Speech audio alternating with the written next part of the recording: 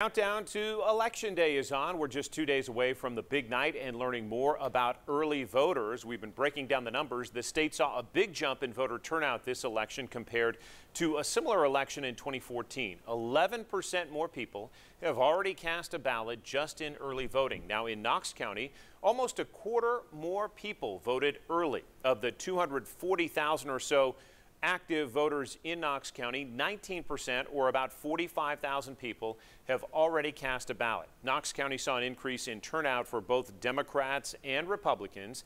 The number of ballots climbed about 7% for Republican voters and more than doubled for Democrats.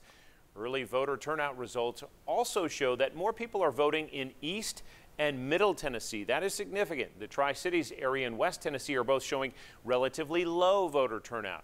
Most counties in our region had a higher voter turnout than in 2014, and Davidson County almost doubled its turnout in early voting. It appears campaigns are picking up on those numbers as well. We know of at least 3 candidates who will be in East Tennessee today and tomorrow. Our live coverage of election night this Thursday starts at 8 o'clock. We have crews in East Tennessee and in Nashville. We'll see live results and reaction from candidates at watch parties from 8 until 10 on WBIR.com and 10 News 2. You can also watch us live on Facebook, and we'll be live right here after the football game. On election night, we'll be sending alerts through the WBIR app to help you keep up with the final results.